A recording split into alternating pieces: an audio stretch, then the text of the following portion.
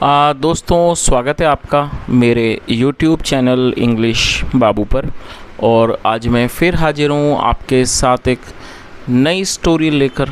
और दोस्तों, आज जो स्टोरी मैं आपके लिए लेकर आया हूँ ये एक शॉर्ट मॉरल स्टोरी है। बहुत ही प्यारी, बहुत ही अच्छी कहानी है, बहुत ही अच्छे मॉरल के साथ। और दोस्तों, आज के इस वीडियो में आपको कई सारे नए इंग्लिश के वर्ड मीनिंग सीखने को मिलेंगे, उनकी करेक्ट प्रोनाउंसिएशन के बारे में पता चलेगा और हमेशा की तरह जो इसका ग्रामर का पार्ट है उसे बिल्कुल डिटेल में कवर करेंगे, तो एक एक स्ट्रक्चर को आप बड़ी आसानी से सीख पाएंगे। तो चलिए दोस्तों, आज की इस कहानी को हम शुरू करते हैं और सबसे पहले कहानी का टाइटल देखते हैं। कहानी का टाइटल है हार्ड अर्न्ड मनी। क्या मतलब हुआ दोस्तों? हार्ड अर्न्ड का ये एडजेक्टिव है जिसका मतलब होता है मेहनत से कमाया हुआ पैसा।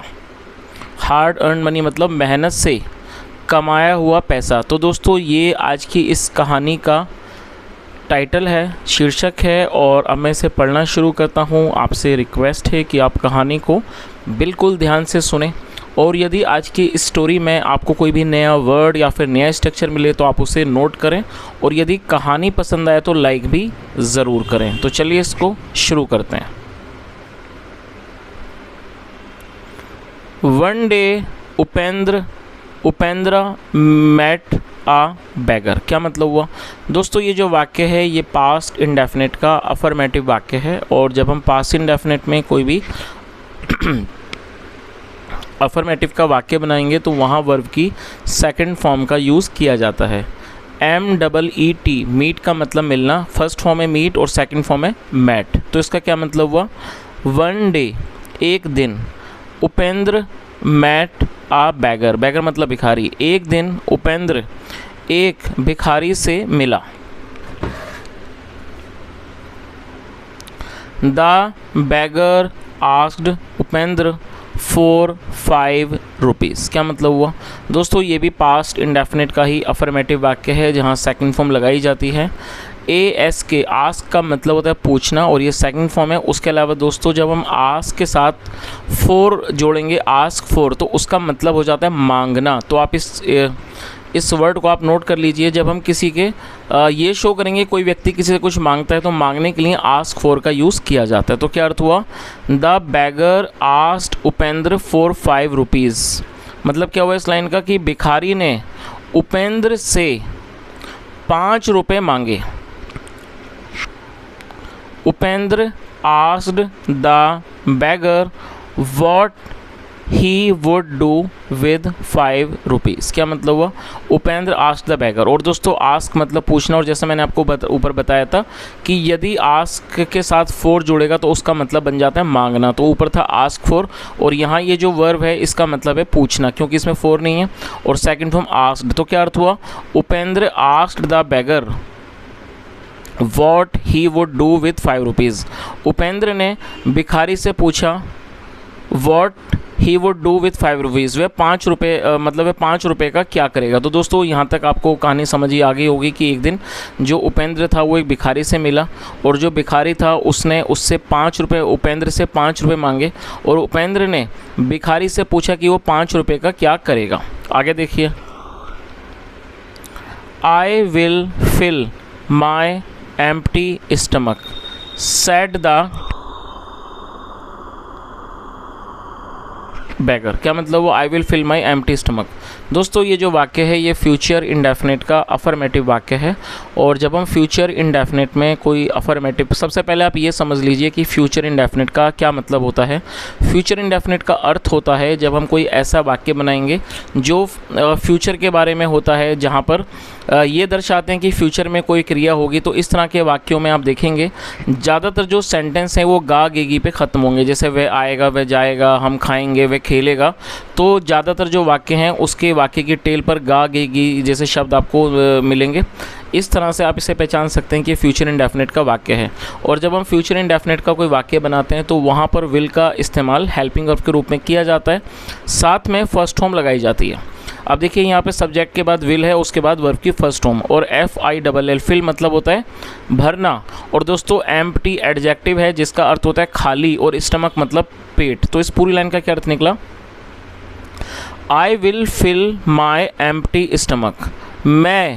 माई मतलब अपने, मैं अपने खाली पेट को भरूंगा। Said the beggar. तो भिखारी ने क्या जवाब दिया कि मैं अपने खाली पेट को भरूंगा। चलिए आगे देखिए।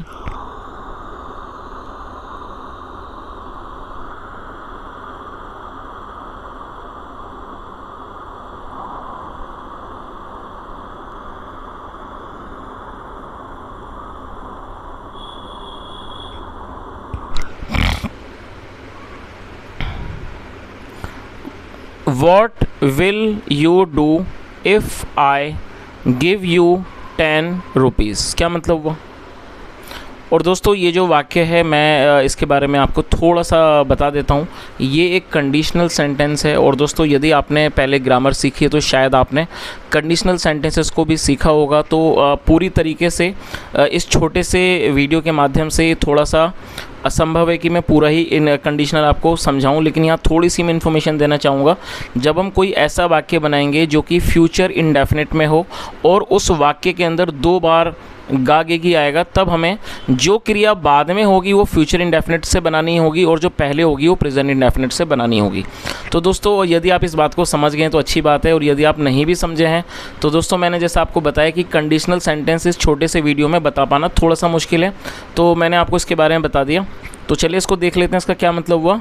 What will you do if I give you 10 rupees. तो इस लाइन का क्या अर्थ हुआ? उसने क्या कहा कि what will you do if I give you 10 rupees. अगर मैं आपको 10 रुपये दूंगा तो आप उसका क्या करोगे। चलिए आगे देखिए। I will buy food for my brother also he replied. Reply का मतलब होता है जवाब देना, सेकंड में रिप्लाइड, ही मतलब उसने, ही रिप्लाइड उसने जवाब दिया। I will buy food for my brother. दोस्तों ये जो वाक्य है ये भी फ्यूचर इंडेफिनिट का अफर्मेटिव वाक्य है, जैसा मैंने ऊपर आपको बताया था। जहाँ विल का इस्तेमाल होता है साथ में फर्स्ट फॉर्म लगाई जाती है। बाय मतलब खरीदना। I will buy food for my brother. मैं अपने भाई के लिए खाना खरीदूँगा। सॉरी यहाँ ऑल्सो भी है, तो ब्रदर ऑल्सो इसका मतलब हो गया भाई के लिए भी। तो पूरी लाइन का क्या अर्थ हुआ? I will buy food for my brother also. मैं अपने भाई के लिए भी खाना खरीदूंगा। ही रिप्लाइड उसने जवाब दिया। And what if I give you 20 rupees. और अगर मैं आपको 20 रुपये दूँ। चलिए देखिए उन्होंने क्या जवाब दिया। देन फिर I will start a small business he said. उसने क्या जवाब दिया? देन फिर I will start a small business. फिर मैं एक छोटा सा व्यापार शुरू करूंगा। और दोस्तों ये भी फ्यूचर इंडेफिनिट का वाक्य है जहां विल के साथ फर्स्ट फॉर्म लगाई गई है। तो यहाँ तक आपको कहानी समझ ही आ गई होगी। जब उस भिखारी ने 5 रुपये मांगे तो उस व्यक्ति ने पूछा कि यदि मैं आपको 5 रुपये दूंगा तो आप क्या करोगे। यदि मैं आपको 10 रुपये दूंगा तो आप क्या करोगे। तो उसने जवाब दिया कि मैं अपने भाई के लिए भी खाना खरीदूंगा। फिर उसने पूछा अगर मैं आपको 20 दूंगा तब आप क्या करोगे। तो उसने क्या जवाब दिया कि मैं एक छोटा सा व्यापार शुरू करूंगा। आगे देखिए। Upendra felt very pleased and gave the beggar 50 rupees. दोस्तों ये पास्ट इंडेफिनिट का ही अफर्मेटिव वाक्य है जहाँ सेकंड फॉर्म लगाई जाती है। FEEL फील का मतलब महसूस करना होता है, और सेकंड फॉर्म है फेल्ट। और प्लीज्ड का मतलब होता है खुश होना, प्रसन्न होना। ये एडजेक्टिव है। तो क्या अर्थ हुआ? Upendra felt very pleased. Upendra को बहुत ज़्यादा खुशी महसूस हुई, उसे बहुत अच्छा लगा। एंड गेव द बैगर, और ये गिव की सेकंड फॉर्म है। And gave the bagger 50 rupees, और उसने भिखारी को 50 रुपये दे दिए। तो पूरी लाइन का क्या अर्थ हुआ कि उपेंद्र को बहुत अच्छा लगा, उसे बहुत खुशी महसूस हुई, और उसने भिखारी को 50 रुपये दे दिए। The beggar utilized the money as he had told Upendra. दोस्तों देखिए यहाँ पर आप देख सकते हैं हैड के साथ थर्ड फॉर्म का यूज़ किया गया है। टेल का मतलब कहना, बताना, थर्ड फॉर्म है टोल्ड। और जब हम किसी भी वाक्य में हैड के साथ वर्ब की थर्ड फॉर्म का प्रयोग करते हैं तो इस तरह के जो वाक्य हैं वो पास्ट परफेक्ट का वाक्य कहलाता है। पास्ट परफेक्ट का अर्थ होता है पास्ट में किसी क्रिया का पूरा होना, पाया जाना। आया था, गया था, मैं उससे मिला था, राजू आया था, हमने खाना खाया था, वह चला जा चुका था, हमने ये काम कर लिया था। तो जब आप कोई ऐसा वाक्य बनाएंगे पास्ट में जहाँ पर आप ये दिखाते हैं पास्ट में कोई क्रिया पूरी हो चुकी थी, तब आपको वहाँ पर हैड के साथ वर्ब की थर्ड फॉर्म का इस्तेमाल करना होता है। जो हैड है वो इसकी हेल्पिंग वर्ब है। तो इस तरह से पास्ट परफेक्ट के वाक्य बनाए जाते हैं। चलिए, तो इस लाइन का क्या अर्थ हुआ? The beggar utilized. दोस्तों यूटिलाइज का मतलब होता है किसी चीज़ का उपयोग करना। The beggar utilize the money, भिखारी ने पैसों का इस्तेमाल किया। एज, जैसा, ही हैड टोल्ड उपेंद्र, जैसा उसने उपेंद्र को बताया था। तो पूरी लाइन का क्या अर्थ हुआ कि जैसा उसने उपेंद्र को बताया था वैसे ही भिखारी ने पैसों का इस्तेमाल किया। और दोस्तों मैंने भी आपको पास्ट परफेक्ट के स्ट्रक्चर के बारे में समझाया, तो यहाँ पर मैं आपको 2 वाक्य देना चाहूँगा। आप कृपया करके उनको ट्रांसलेट करें और कमेंट सेक्शन में ज़रूर शेयर करें। चलिए आप उन्हें नोट कर लीजिए। वह आया था, आई रिपीट द सेंटेंस, वह आया था। अब आप दूसरे वाक्य को भी नोट कर लीजिए।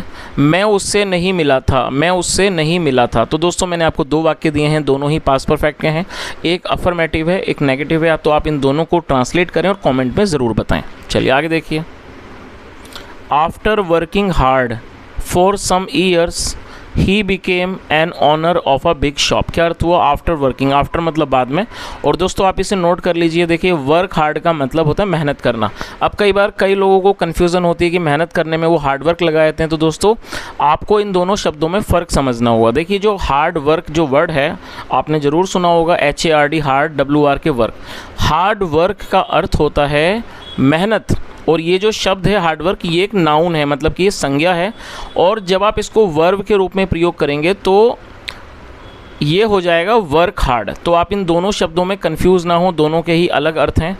जो हार्ड वर्क है वो नाउन है, जो कि जिसका अर्थ होता है मेहनत या फिर परिश्रम, जबकि ये सिर्फ नाउन है, ये वर्ब नहीं है। और यदि आप इसको वर्ब के रूप में प्रयोग करेंगे तो वर्ब क्या है? Work hard. ठीक है दोस्तों, तो ये 4th फॉर्म है वर्किंग हार्ड। तो क्या अर्थ हुआ? After working hard for some years, मतलब क्या हुआ कि कुछ साल मेहनत करने के बाद ही बिकेम, और बिकम मतलब बनना, second form became, he became वह बन गया, एन ऑनर एक मालिक बन गया, ऑफ ए बिग शॉप एक बहुत बड़ी दुकान का। तो पूरी लाइन का क्या अर्थ निकला? After working hard for some years, कुछ साल मेहनत करने के बाद, he became an owner of a big shop, वह एक बड़ी दुकान का मालिक बन गया। चलिए, तो दोस्तों इस तरह से छोटी सी कहानी ख़त्म होती है। और जैसा हमने देखा यहाँ कहानी के अंदर कि जो व्यक्ति भीख मांगता था, जब उस व्यक्ति को मौका दिया गया तो उस व्यक्ति ने अपनी मेहनत से उस एक बिज़नेस को, व्यापार को शुरू किया, और कुछ साल मेहनत करने के बाद वो एक बड़ी दुकान का मालिक बन गया। तो दोस्तों कहीं ना कहीं इस बात से ये चीज़ भी प्रूव होती है कि ये जो मान लीजिए कोई व्यक्ति भीख मांगता है तो वो एक सम्मानजनक काम नहीं है। तो हर व्यक्ति को ये कोशिश करनी चाहिए कि वो मेहनत करे, परिश्रम करे और वो अपनी आजीविका, अपनी रोजी रोटी कमाए। तो दोस्तों ये छोटी सी कहानी थी। यदि आपको अच्छी लगी हो और मेरा पढ़ाने का प्रयास अच्छा लगा हो तो आपसे रिक्वेस्ट है आप इस वीडियो को ज़रूर लाइक करें, शेयर करें दोस्तों के साथ, और इसको चैनल को सब्सक्राइब ज़रूर करें अभी आपने अगर नहीं किया है। उसके अलावा दोस्तों आपसे एक छोटी सी यहाँ मैं अनुरोध करना चाहूँगा दोस्तों। आजकल आप देखेंगे कि एक हाइप का ऑप्शन आया हुआ है यूट्यूब पर। तो जब आप कमेंट पे जाएंगे तो वहाँ पर ये आपको ऑप्शन दिखाई देगा हाइप का। तो दोस्तों अगर आपको मेरा वीडियो अच्छा लगा और आप मेरे इस वीडियो को और भी लोगों तक पहुंचाना चाहते हैं, इसको प्रमोट करना चाहते हैं, तो आप इसको हाइप करें। आपके हाइप करने से और भी ज़्यादा लोगों तक पहुंच पाएगा और दोस्तों हमें और भी ज़्यादा नए लोगों से जुड़ने का मौका मिलेगा। तो दोस्तों यहाँ तक सुनने के लिए thank you so much. Have a nice day and bye.